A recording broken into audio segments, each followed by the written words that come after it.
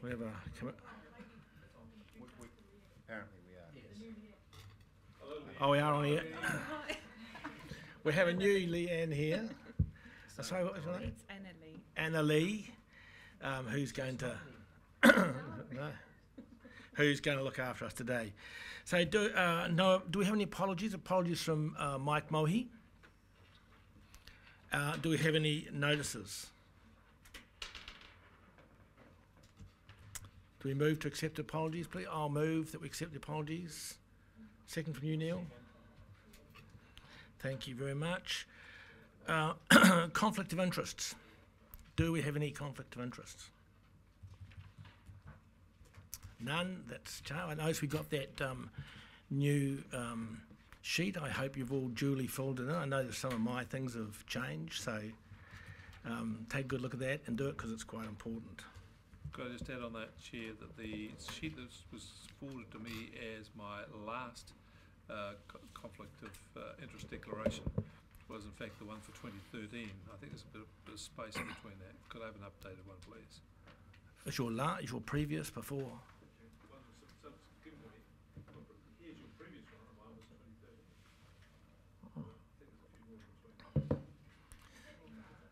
Yeah.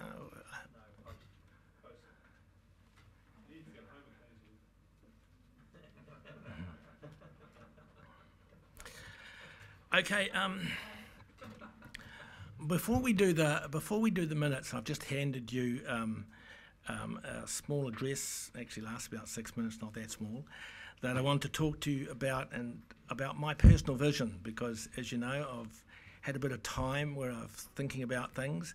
It's been a very big January for me, and I'm not sure whether you've got the meetings of minutes, but practically every day since the 4th when I met James, I have been flat out talking to people, getting their views and getting a perspective on where we need to go. And we had some really interesting stuff happen in January. We had Tane's presentation on carbon credits, and he did have to go back to very basics for Rangi, Manuel and myself, who were really wanting to understand what it was all about. But it was quite as described by Tom later as a internationally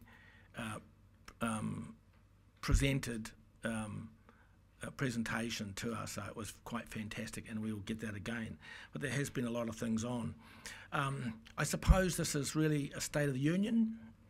There's 3 today. There's Donald Trump, Bill English, and me way back in the provinces. So we're probably going to compete for a bit of press, and I think Donald will win that one. Yeah.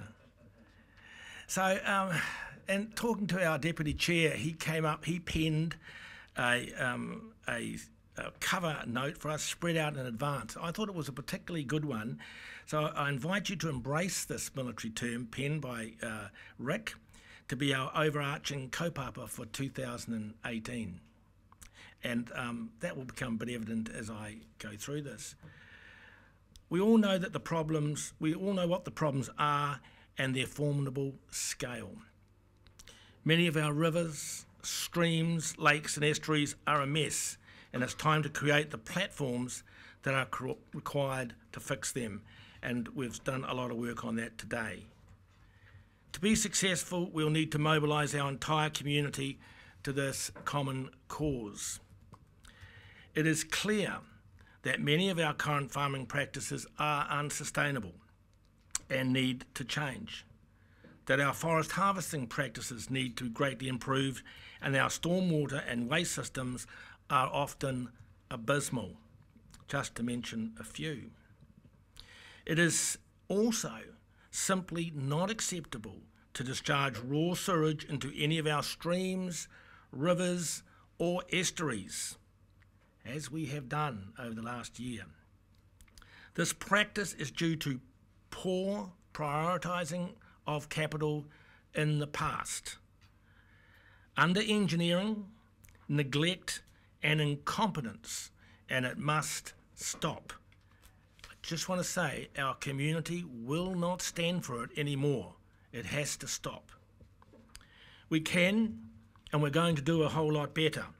So let's start the process of fixing our mess together, because our children and grandchildren deserve a lot better. Global warming is upon us. Donald and I have a different view on that, clearly. And in my view, is the biggest threat to humanity that we have ever seen, challenging our very existence.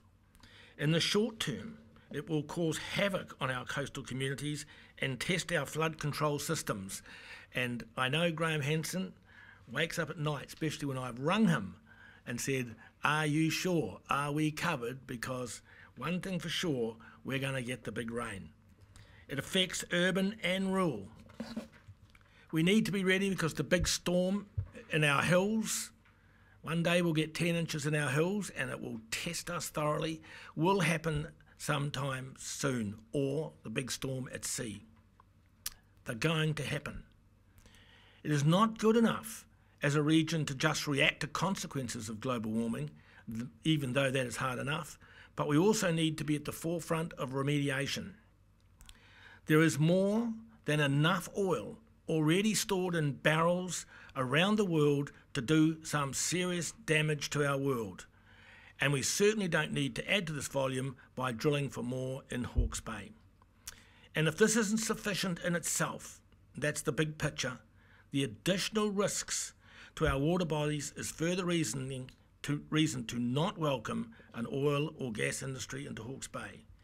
And as you are all aware, I will strongly advocate and fight for our right to tēnā rangatiratanga. And for those of you who don't get that, self-determination on this issue.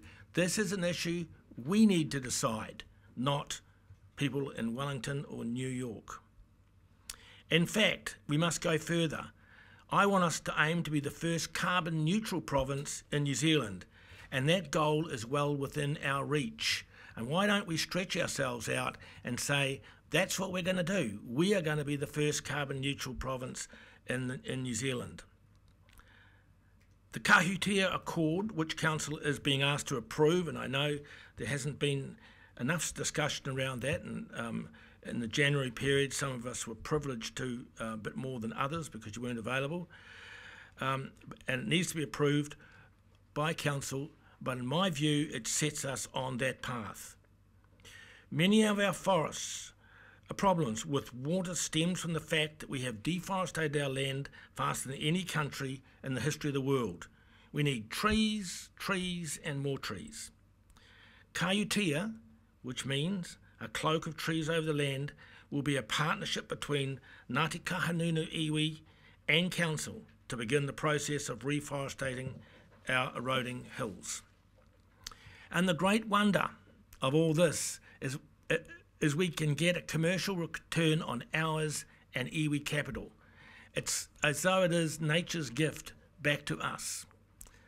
Developing and enhancing existing nursery capability to create capacity will be the first step in this project. We need millions of trees to be propagated, and we will need help from our regional prison. And I have, well, just as a by thing, there's been several parties in this room who've had discussions with our regional prisons, had discussions with the Minister of Prisons on how we do that in regard to our own prison. Every marae, and we have 2 maraes that are already very capable of growing trees already, and every commercial operator. We will need everybody to grow trees, because at the moment, I'm not sure of the figures, I think there's 19 million pines this year and 9 million next year, James, is it? 4 this year and 19 next. Okay, 4 and 19, and they're all sold.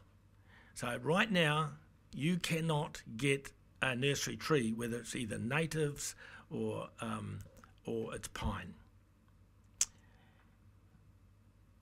We also need further action developing new wetlands and planting trees on the banks of our rivers and streams.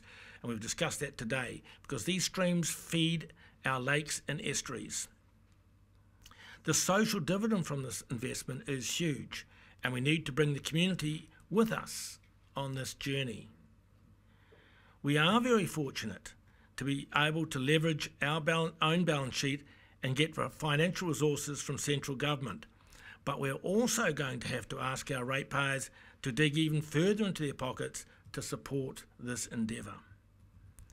This might cost the average householder a little bit more, and some figures have been bandied around, per week, but the question that we all need to ask ourselves is whether we are investing enough relative to the wealth we extract from our natural resources. And up till now, over the last 50 years, it's been all take. We have just completed a comprehensive review of our own capital structure and requirements, and the draft report has been released to the community. But it was released pre-Christmas and probably wasn't that well read at the beach.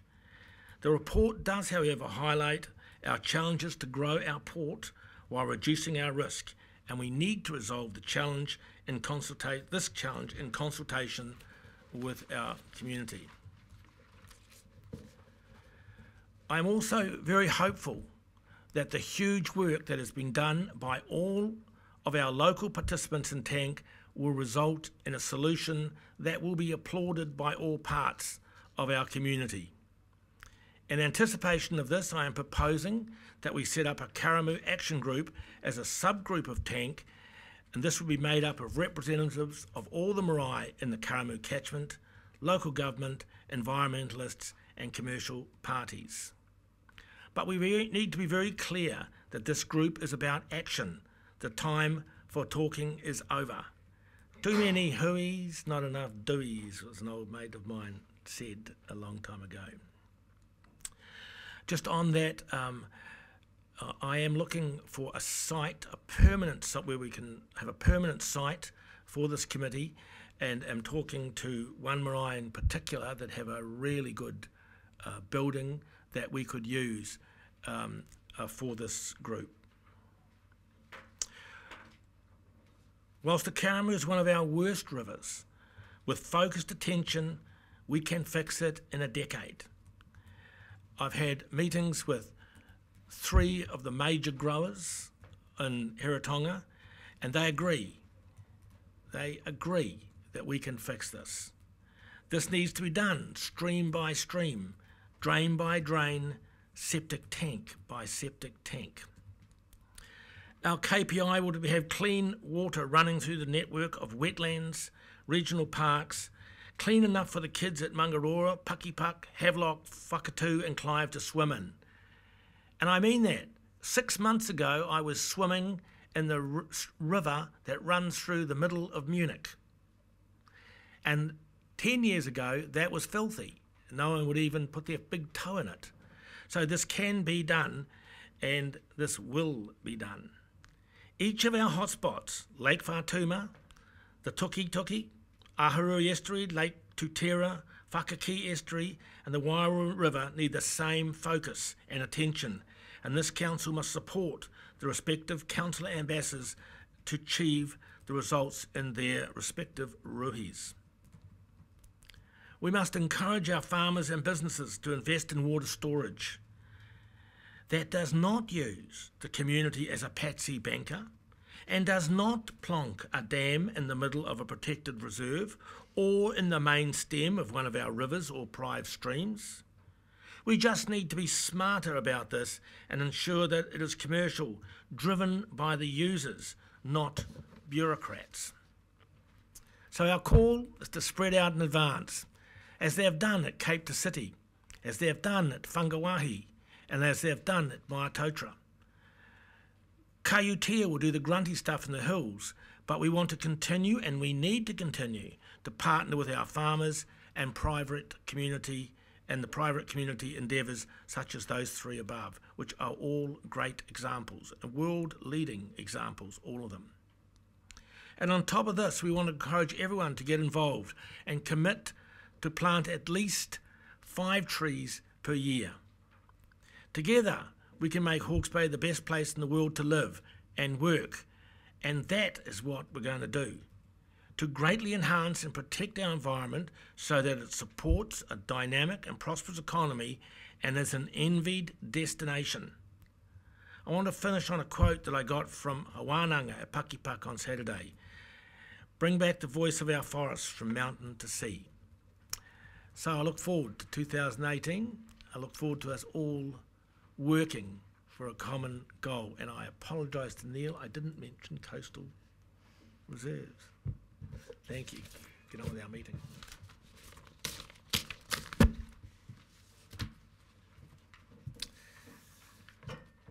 Confirmation of the minutes. Confirmation of the minutes.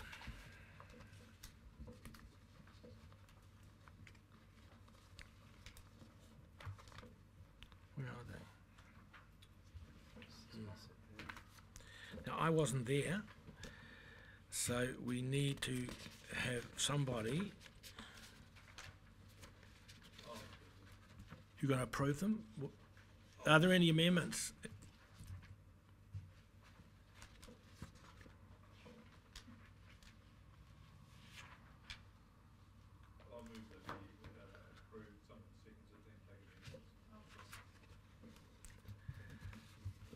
Okay, we've got a move in a second for the minutes. That they're all correct and accepted. Do we have all those in favour? Aye. Against? We accept those minutes.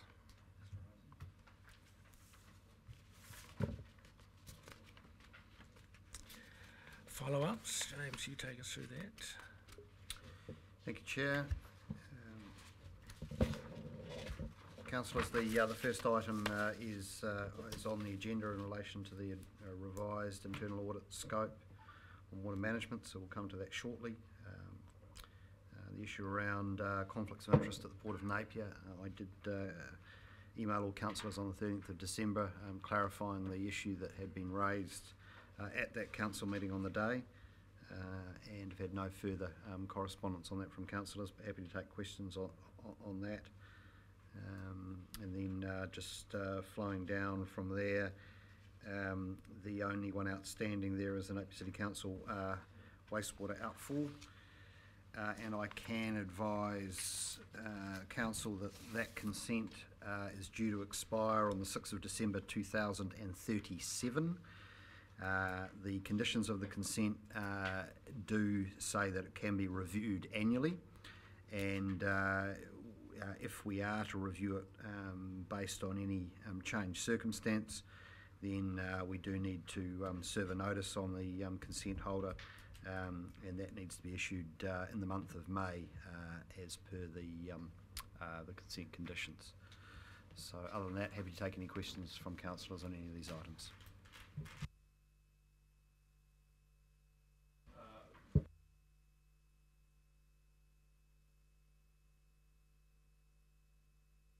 Uh, 2017 from the Mr. Garrick Wright McNaughton of the New Zealand Taxpayers Union, seeking to advise whether we're aware of the Office of the Auditor General's advice on guidance of members about members' interests, Act 1968.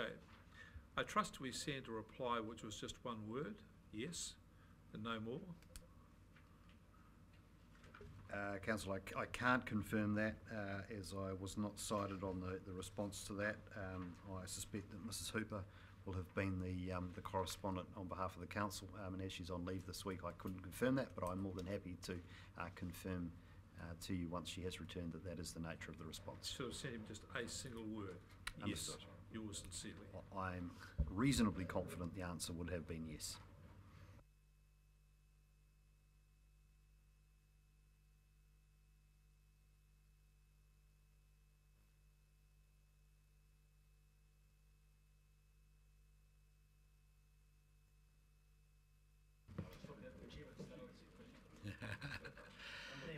Thank you, Mr. Chair. I just wanted to go to that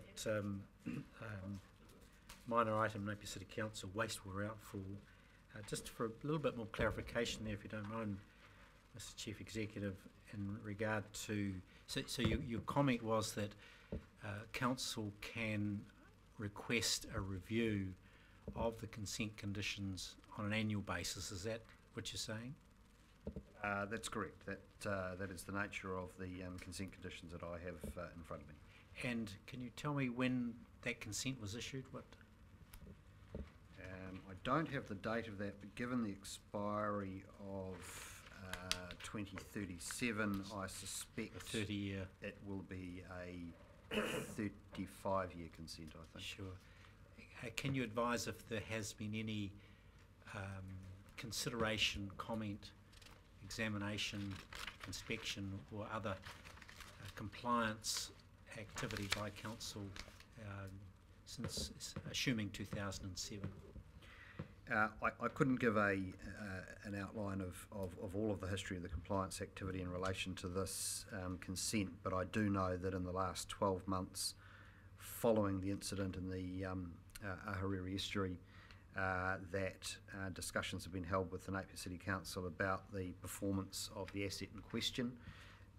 A work program was proposed by the Napier City Council with respect to maintenance on that structure, and that work was undertaken earlier last year. It wasn't entirely completed, but the budget was exhausted, and I understand Napier City Council intend doing more, so we will remain vigilant with respect to the work that needs to be done on the asset. And so it's the subject of ongoing dialogue between compliance staff and the Napier City Council. Have they actually found the outfall? As I understand it, it was not possible to either photograph the end of it, the diffuser, or to locate every bit of it, because it is extensively buried in sediment. And so the works that were undertaken last year were to remove sediment covering the outfall diffuser and clean out from within the diffuser the sediment that had accrued. And as I understand it, part of the work that needs to now be done is put some snorkels, if you like, or pipes on top of the diffuser that would enable it to operate with the ongoing accumulation of sediment that occurs within our bay. I'll come to you, Paul. Yep. I don't care what they're going to do. I just don't want in their consent that they have the right to put sewage into the Ahuriri estuary at 110 mils of rain. So can we make that clear to them? I mean, is that in the consent they can do that? That's not a consented activity, so that is a non-complying activity. That's correct. Well, that's a very important statement. They do not hold consents to discharge raw sewage into the Ahuriri estuary. And to do so is non-compliant. That's correct. Well, when are we going to enforce that? So the enforcement action that was taken was a please explain in relation to what had occurred, and a requirement that they take steps to ensure that it does not happen again. That's consistent with the approach we take with all consent holders, which is that in the first instance, if we find that they are non-compliant, they're given an opportunity to remedy what they've done. In this case, they have presented us with a work program, but the difficulty we are confronted with is that work program will take several years to complete in terms of the refurbishment of their entire wastewater system, which contributed to the event last year.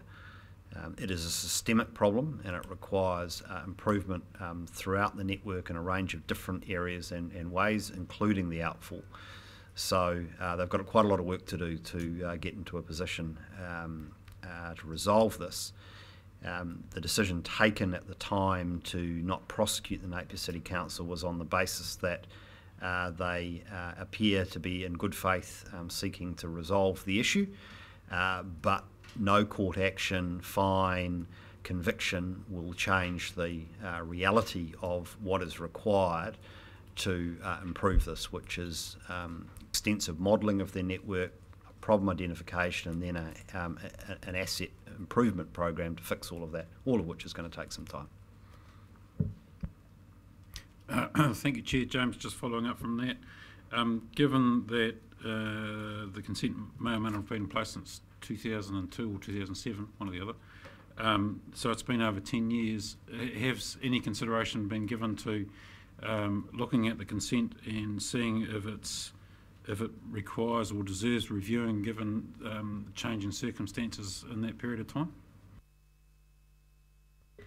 To the best of my knowledge, the answer to that is no at this point of time. However, I'd just refer Council back to my previous answer, which there is a comprehensive program of work understanding their overall system performance and the improvements that need to be made across that system to get better outcomes.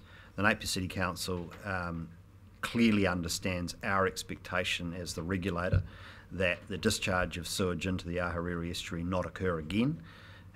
Now, they can't guarantee that's not going to be the case. If there's a major rain event tomorrow, their network has not been substantially improved since the last event. But they recognise that that's the outcome that we expect, and therefore that's what their program of works needs to work to and achieve ultimately. Sorry, that wasn't quite what I was getting at, James. The consent that they hold at the moment, I mean, I know they're going through this process of fixing things up, but in the 15 years or 10 years since that consent was issued, things may or may not have changed, and we are entitled to review the consent every 12 months, which is due. We're able to notify them in May. Have we, given the circumstances that we've had with the discharge, has anyone given any thought to actually sitting there and having a look what's in the consent and seeing that perhaps it may need updating or amending in some respect, to perhaps light a bit of a fire under the arse of Napier City Council? I do think that review of the consent will be appropriate in the not too distant future. One of the purposes of review as per the consent condition is to require the adoption of the best practicable option to remove or reduce any effects on the environment. And I think once they've done the technical work, we'll have a better sense of what practicable options, best practical options exist for the Napier City Council, and at that point in time we would expect to review the consent based on the options that are before them. So follow up from that then, and your comments about what Napier City Council's doing and how we were looking at works program and everything else like that, what are we doing to ensure that we are reviewing regularly that Napier City Council is keeping up to date with their works program? Have we got some sort of diary note or a tickler file or something so that we're going through and checking on a regular basis and it's just not being let slide? We've had a dedicated staff member looking at Territorial Authority resource consents, including these ones. She has gripped them all up in terms of ensuring that any non-compliance, non-reporting, any outstanding reviews, etc., have been addressed. She's recently been promoted into the consents team, and so we're currently recruiting to backfill her, but the intention going forward is that we will retain a dedicated focus within the compliance team on TA resource consents, and there therefore be a continuation of the program of work to ensure that all of those consent conditions are followed up on a regular basis, and any issues with them are remediated. So it's fair to say the compliance team has taken note of direction from the council in recent times following incidents with other territorial authorities, and recognises that it's a priority for the council to ensure that those consents are monitored and effectively enforced. Following along from this, do we have the capacity or the will to comment on the adequacy of the long-term plans of these territorial authorities in the coming few months as they presumably begin to talk hard dollars and timetables in their long-term plans as to their preparedness to fix some of these problems? And otherwise, we seem to get recurringly into this mode where, well, they're doing the best they can, and they're doing the best they can. Well, are we capable of looking at their asset management proposals in these plans and saying it's not good enough, if that's what our conclusion ought to be? We're certainly welcome to submit on their long-term plans and draw to their attention any concerns or interests we have, and I think it would be useful for us to do so in relation to all 4 territorial authorities. I'm presently working through how we resource that. There will be a limit, however, to the extent to which we will have the technical capability to reach in behind what sits in those plans in any great detail, and I think probably in relation to all 4 TAs, in fact, they have external consultants on their books who are providing them with technical advice in terms of the engineering options around upgrades, etc., for their Three Waters infrastructure. And so at the moment we don't have any budget provision for procuring a third party to do due diligence on their third party advice, if you like. So there is a limit there. But given the concerns raised by councillors in recent times, we will do our level best to provide you with a view as to whether or not their long-term plans are aligned with the Regional Council's objectives. And we'll bring that forward to you during the consultation phase that the TAs will be running.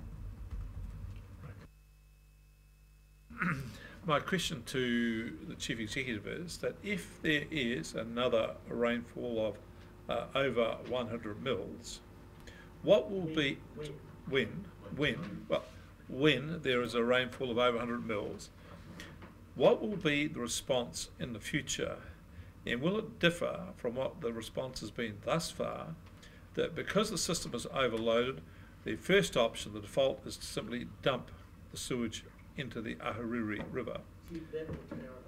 Well, that's my point, is it? So are we saying to them that dumping the sewage and that into the Ahuriri estuary is no longer acceptable?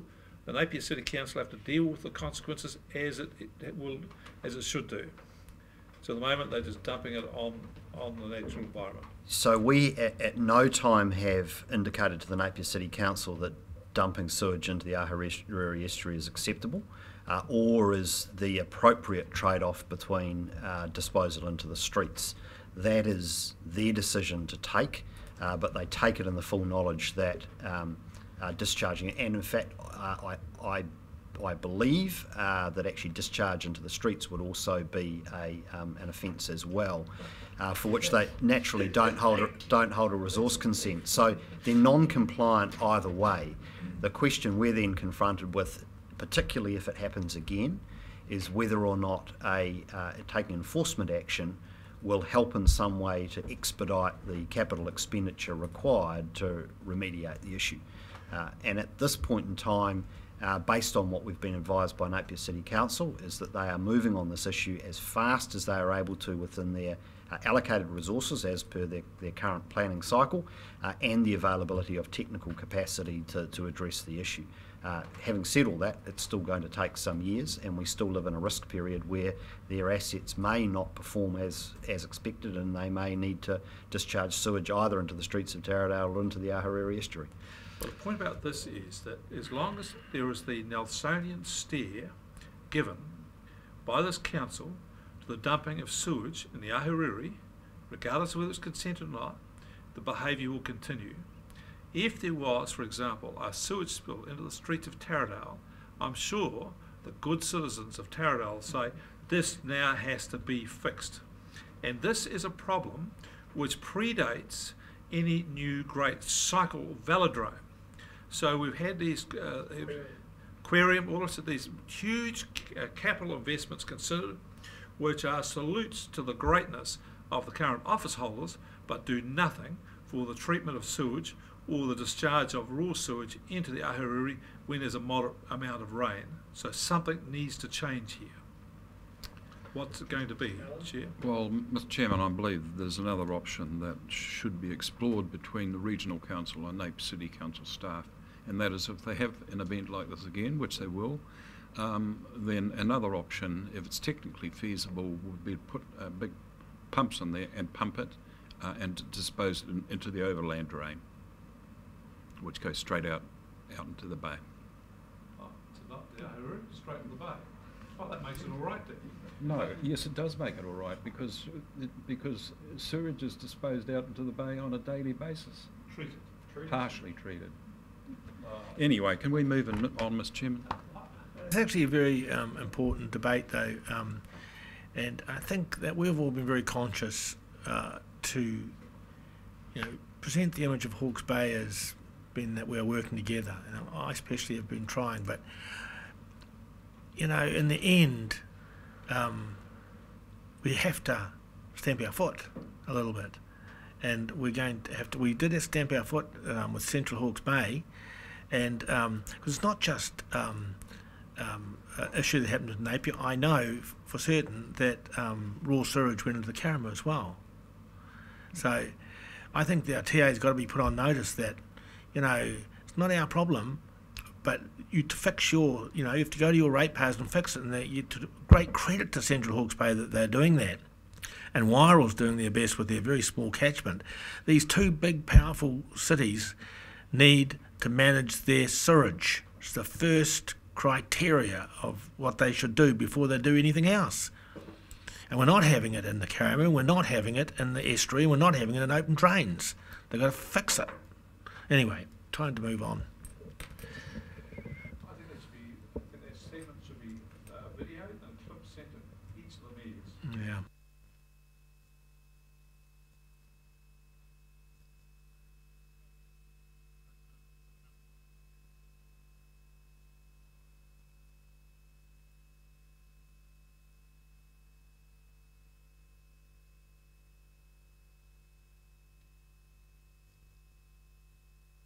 The last Information Act request from the bottom says list of all HBRC job titles and salaries, and it was completed.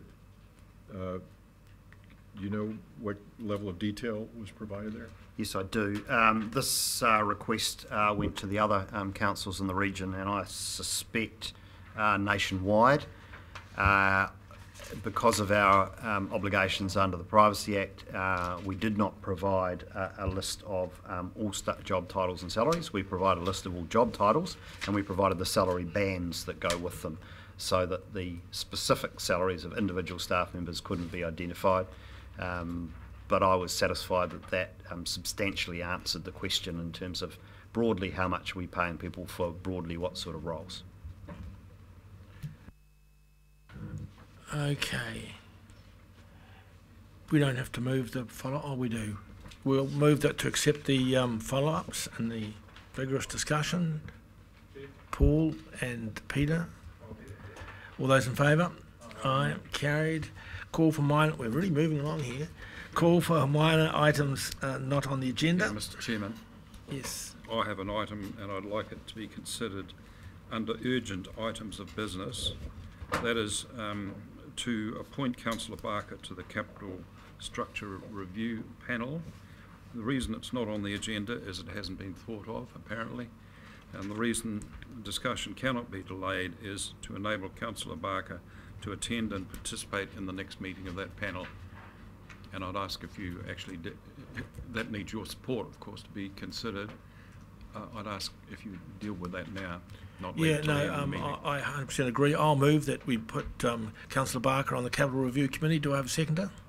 Oh, Alan should second it. Yeah, I'll second it. Alan should second it.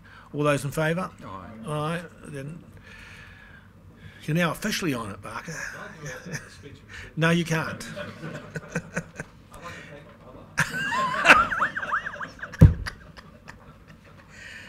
Any other, Tom? And then Fenton? Minor item, Craigie Range. Craigie Range, whoa, boy. Fenton? River Road. River Road.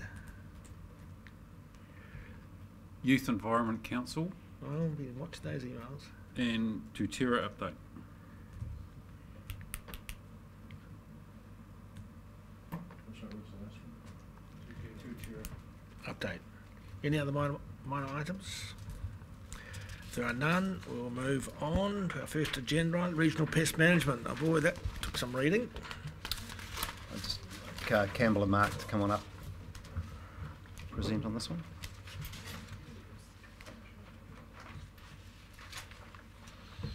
Killed a few trees in this one. Right.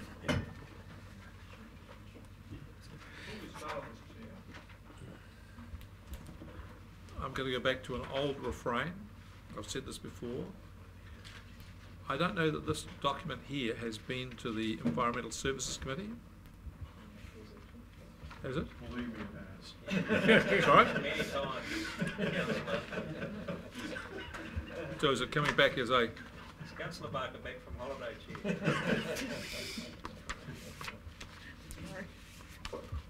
It's been before the Environment Committee in pre-draft, pre-draft, post-draft, formal draft, and formal adoption, I think 4 or 5 times you want to cover it. So why are we dealing with it again? Because you insist that we approve these things. And All right.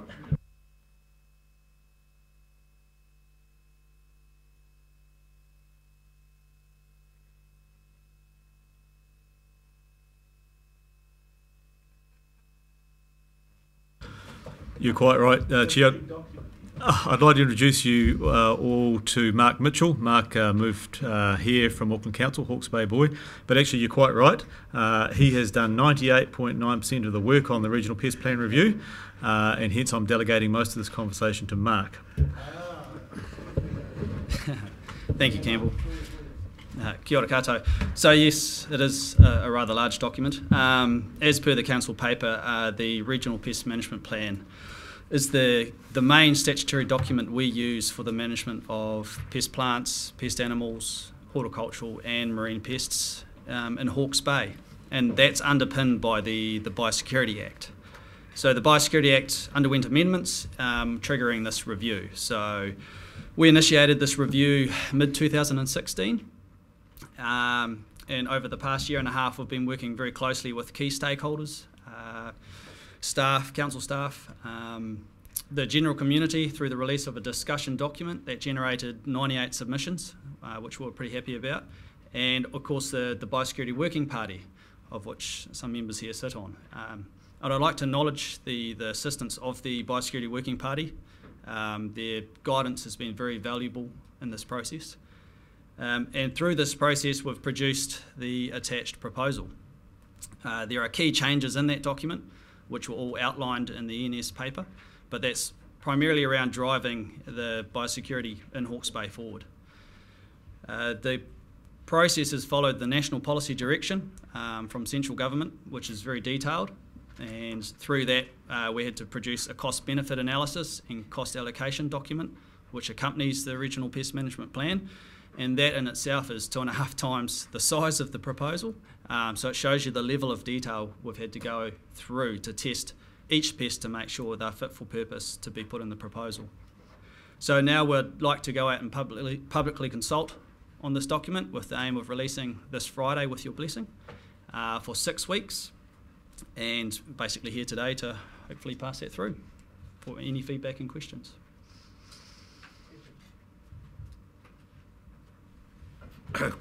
Thank you, Chair. My question's about the proposed pest management plan timeline, paragraph 13, and how, because the Regional Planning Committee has been part of the process all the way through. According to paragraph 6, they've been part of the Biosecurity Working Party, but the Maori Committee hasn't. So they are going to get I'm just thinking about timeframes in terms of how long they actually get to go through and have an opportunity to read and understand a document like of this scale. Okay.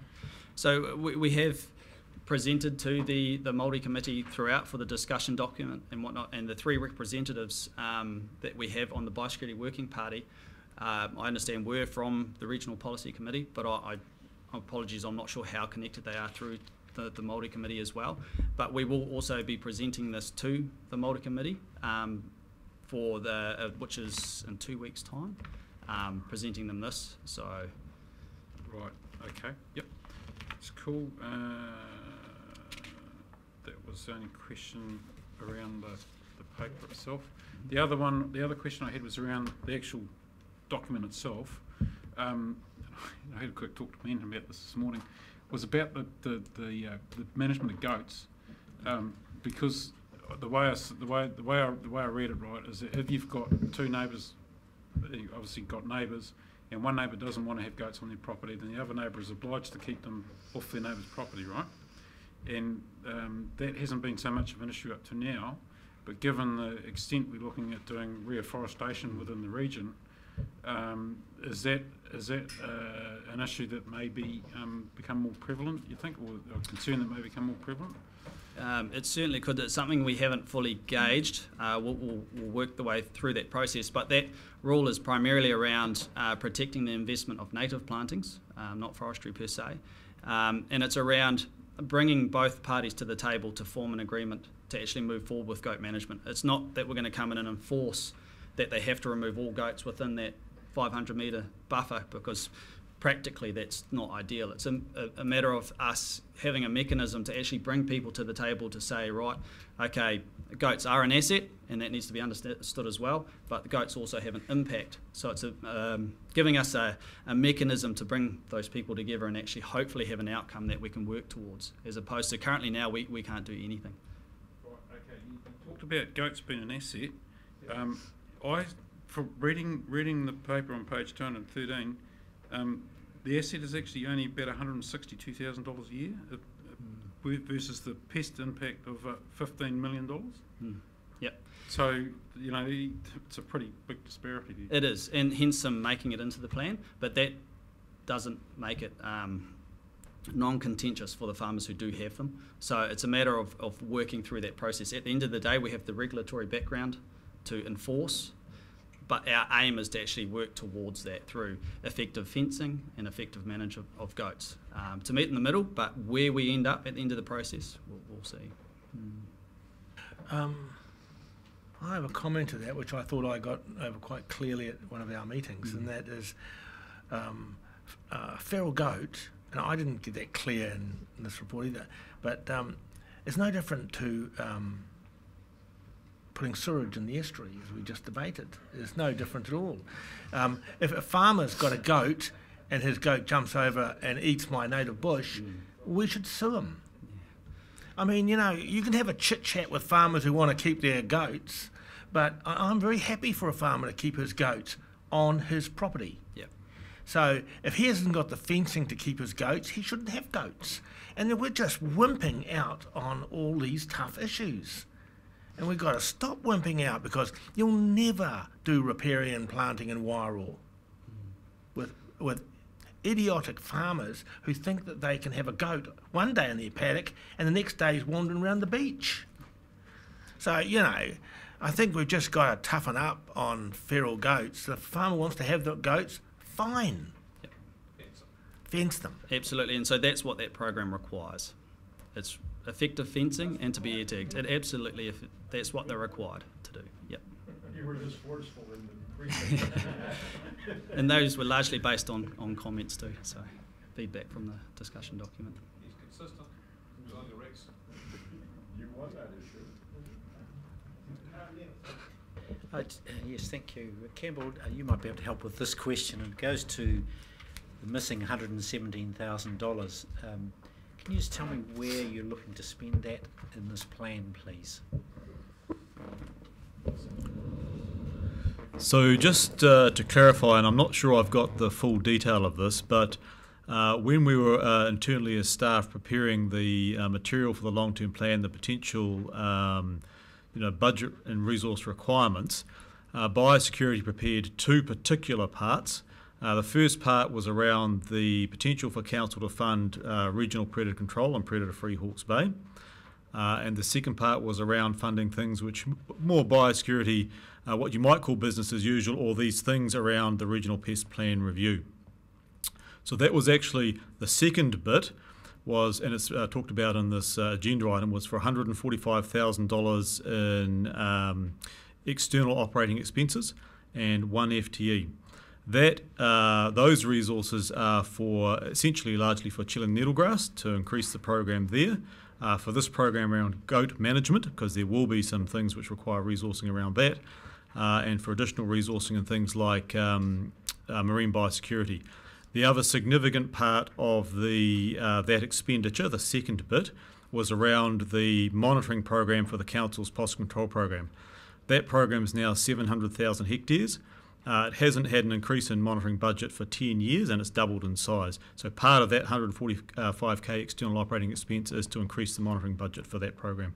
Was that the query you're after, in terms of the costs? Yes.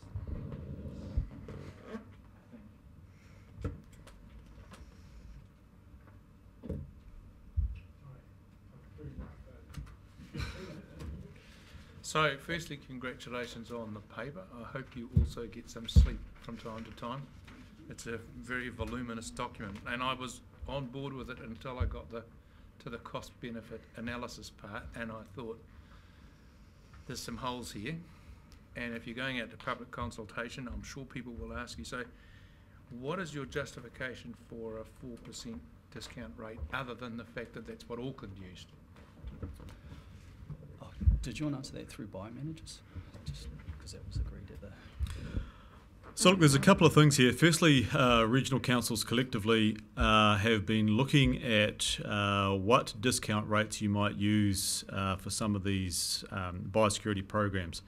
I think from memory, and CE might correct me, or Jess in fact, that the Treasury rate is something like 7 or 8%. But actually for some of these programs that are very, very long term, having a lower rate actually better reflects the overall the cost associated and the time value of money and things like that. So the reason for the 4% is that it was agreed collectively that where possible councils would use that to better reflect in biosecurity and biodiversity these sorts of programs. Yep. Okay, there's an annual compounding interest rate of 8%. In your cost benefit analysis, why 8% when we're currently paying, I don't know, 4.5% or less? I couldn't actually answer that. I'd have to go back and find out.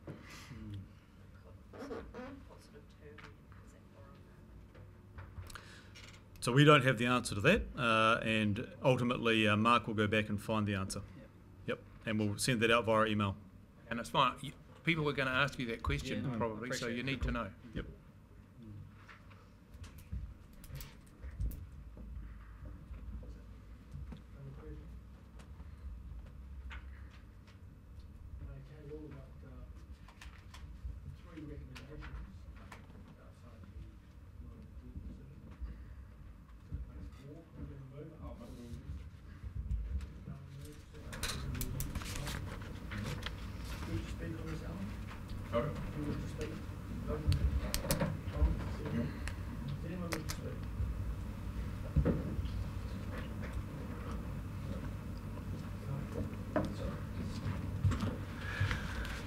I wish to speak. Thank you, guys. This is, as Peter said, a really good report. I've just read that what's a good neighbour rule that goats aren't allowed to go straying, but it's very difficult to enforce because we don't have a big enough budget to enforce it. But I think in itself, if we make these comments and start to get it through to people that, you can put on your farm what you like, but it's got to stay on your farm, then we might get the message through. But I didn't want to get into that.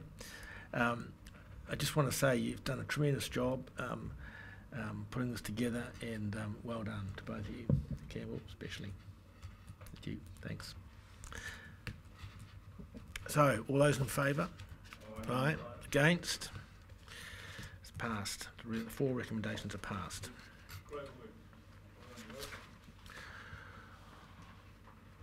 Okay, item 7, Water Management Internal Report. So this is... Thank you. So this was last looked at the Corporate and Strategic Committee meeting, I believe, at the end of last year. And I think there was some general discussion around the need to narrow the scope of this document. So this is the next piece of work that our internal auditors propose. The water management piece of work. So really we'll take it as the document, if it's been read, happy to take questions. Melissa's here to answer any specific questions around the scope. Thank you, Chair. if I look at the testing and monitoring,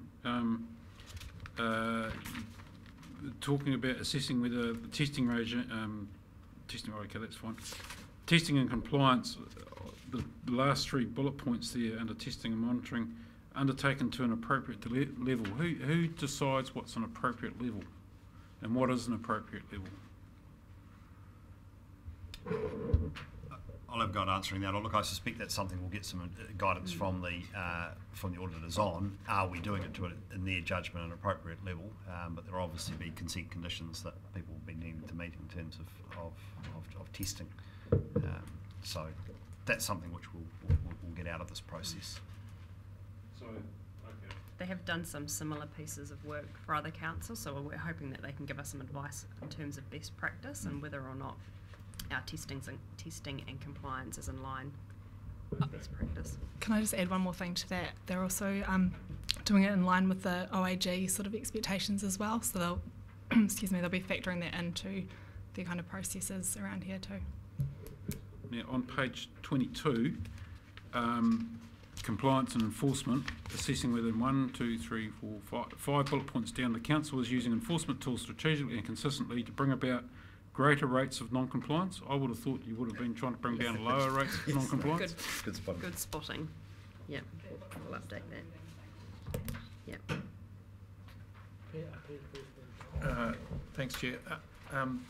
James, I think you sent out to us, or certainly I received recently, some information about local government New Zealand about to survey as follows. The aim of the research is to identify the performance and quality of stormwater systems across New Zealand, present the value and condition of 3 waters, flood control infrastructure, etc., and provide an understanding of affordability under the current funding model for local government. I'm wondering whether there isn't an opportunity to combine that with what we're doing here so that we've got answers to that survey that we're about to be asked to participate in. I think it would be helpful to have the survey come back to you alongside this. The principal focus of that LG&Z work, as I understand it, is to inform a discussion with central government about the funding of replacement and development of 3 waters infrastructure. So there's a nice synergy between the two. Absolutely. But, yeah. That's why I'm suggesting they look at together. Yep. As well as the OAG's work program, which is coming forward. So there's a poultice of work that's coming forward in response to many of the concerns that many of you have raised in recent times about the performance of 3 waters infrastructure.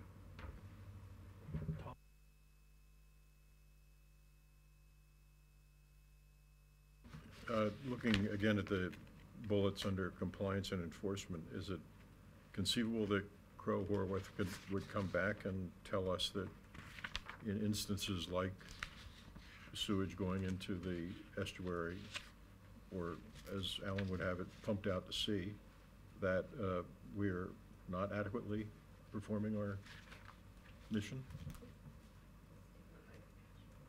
Absolutely. Yes, just a question in regard to the broader auditing function and the relationship with the TAs in terms of the same auditor conducting audits on the other side of the fence, if you like. Are you aware of what priorities the other councillors have placed on this particular phase of auditing around the 3 waters functions? Well, it certainly wasn't a compulsory piece of auditing work that needed to be done with this within this financial year, so I'm not sure whether any of the other councils have opted to have this undertaken. Are you aware of it? They all started off with the data analytics audit that we had, and then the scopes were kind of given to individual councils. I did try and contact Bruce from Hastings last week, but wasn't able to get hold of him. But I can definitely report back to you on what their program is at the next meeting. Just follow up, Mr. Chair. Was the intent, however, that we would coincide, even though the sequencing may be different, we would coincide the nature of the audit so that both sides got a snapshot of their respective functioning? I think each individual council has the objective of choosing whatever sort of internal audit they think is of most importance and prioritise to their own organisation, so there hasn't been any collaboration in terms of doing the same sort of activity across the group. That's also in recognition of the fact that we didn't want to double up on any previous audits. So, for example, we've had audits done in the past, and if other councils wanted to do them, but we'd had them done recently, we didn't want to sort of double up on that as well. Yeah, I mean, why I asked that question is that our audit takes a, if you like, a consenting and compliance approach, whereas theirs is fulfilling the obligations of the consent. So they would be different snapshots, but very valuable ones all the same. Yeah, be useful feedback, and we can have that discussion with our counterparts at Napier and Hastings.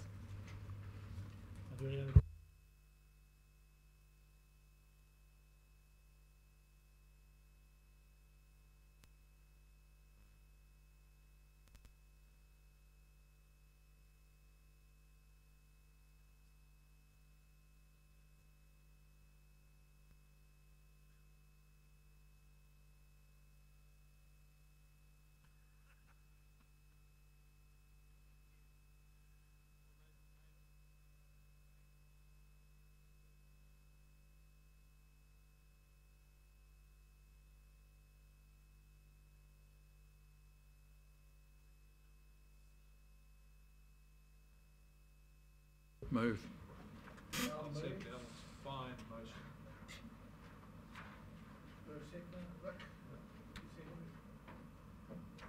All those in favour, you don't want to speak to you? All those in favour? Aye. Against? Sealed. Report for the variance review. Report for the variance review. Who was present at that meeting? Mike Moore. Yeah, Mike was there. Yeah. Now, Councillor Bark, were you there? Yes, I was. Would you give us a brief? Yeah. Well, it was a very convivial meeting. Harvey opened with a prayer. We do want to go home. Okay.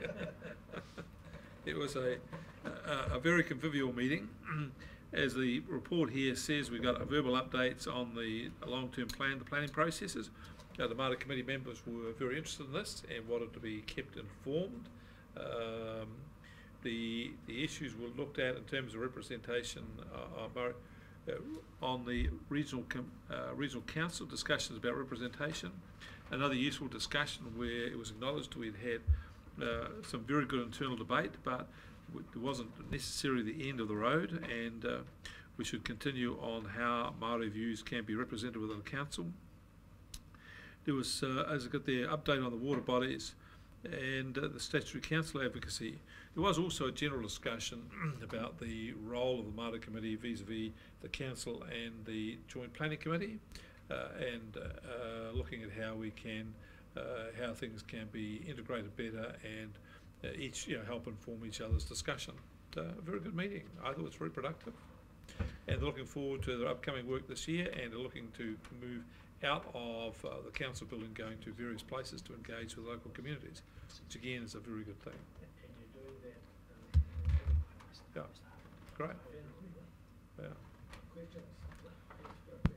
Thank you, Chair. Well, more, in addition to what Councillor Barker's report, there was also a general discussion around the wording of the recommendations that are made to Maori Committee, in that they felt that instead of agreeing or declining Exactly right. What it was that we give them advice, and they would like to be given the opportunity to give their opinion. Yep. And so we agreed we'd come back here, and so instead of going there and just simply being advisory, this is what the council, and then but we don't have a say here.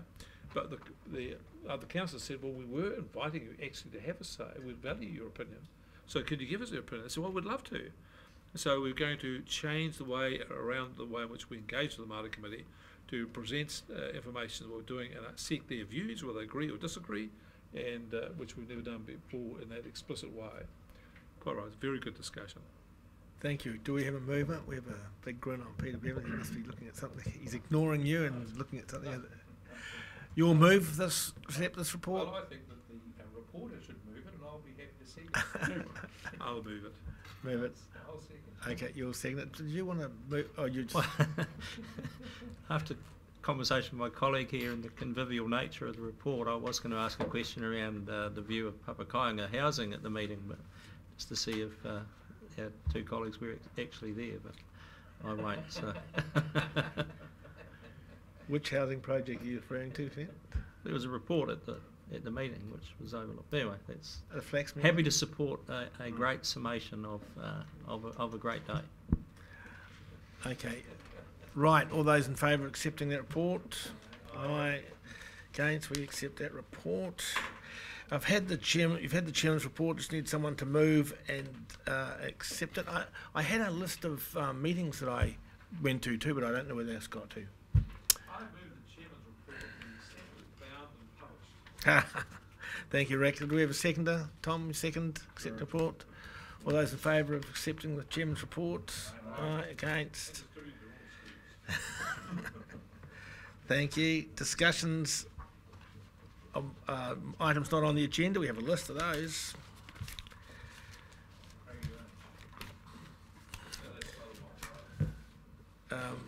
What was the first? We've done that.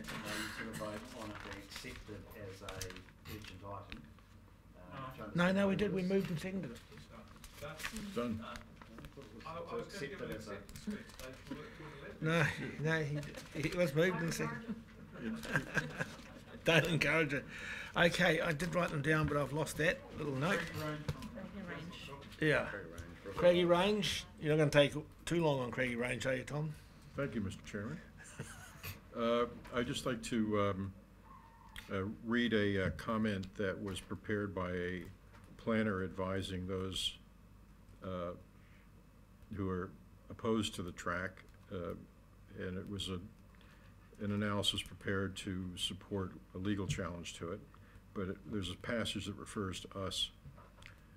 I have consulted the Hawke's Bay Regional Policy Statement and found it to be of no assistance in respect to identifying outstanding natural landscapes and features or management issues relating to same. There is essentially no consideration of these matters in the RPS, apart from some provisions that relate to water bodies.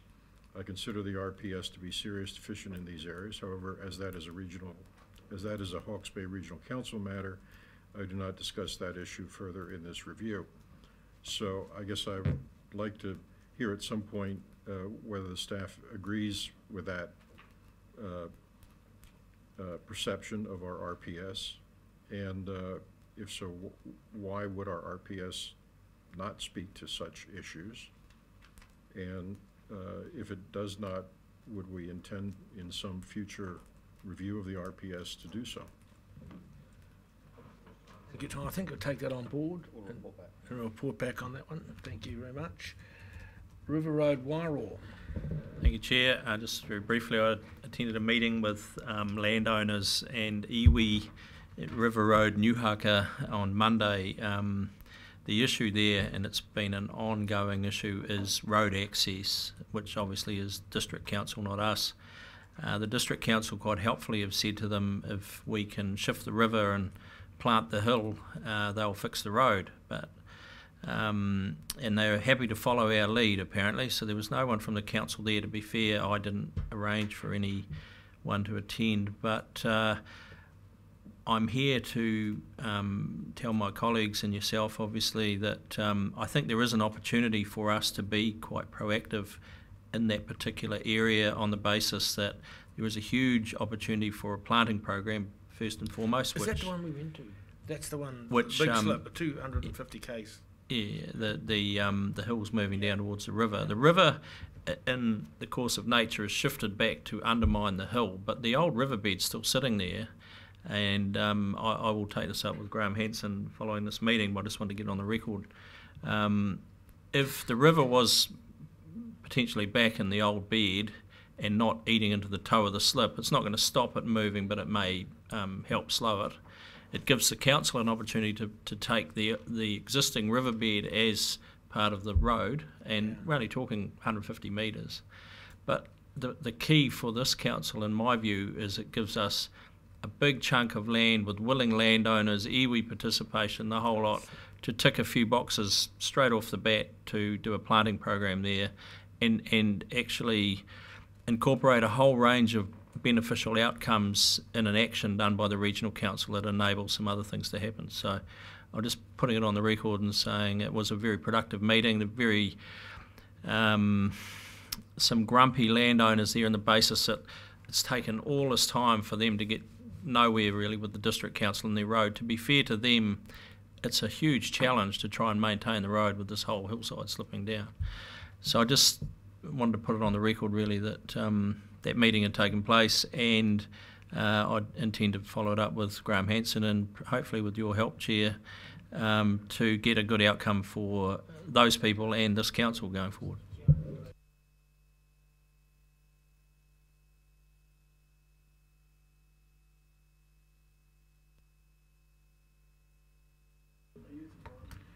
Thank you, Chair. I just say that I noticed on the Facebook page that the Regional Council was asking for nominations for the Youth Environment Council for 2018. So I took the opportunity to get hold of the Community Engagement Coordinator, Sally Chandler, to have a quick chat about what goes on with the Youth Environment Council, and hopefully to just get a little bit involved with what they're doing in terms of attending some meetings and doing what I can to help them out to get them all excited about their objectives, which to promote education for sustainability in the environment, about the environment and for the environment. Hoping to had a meeting with Sally and hoping to be able to talk to the kids about a little bit about civics and about how they can get involved and get excited about what's happening potentially in our long-term plan process. So because that's all part of what we're trying to achieve. So they whatever years they are, 6th and 7th form. Yeah. Just a quick update that there was a bit of an issue with Tutera early this year with respect to there was a bit of a die-off of fish and some in the lake, but Dr. Hicks and Andy's been right onto it in terms of investigating why that's happened and what may or may not have happened, and no doubt we'll be getting further reports from him when he actually has got a much better idea of what's going on. But I'd just like to say thank you to the media team for being proactive about the issue, about letting it be known to the media before it became generally known in the public. So we led that process. Also that the staff have been excellent in getting onto investigating what's actually happening there and making sure that the bubbler is doing what it should do and so on. So it's an unfortunate thing that's happened, but I think the algal bloom just got onto us. We were just a fraction too late with the bubbler. So see where that leads us.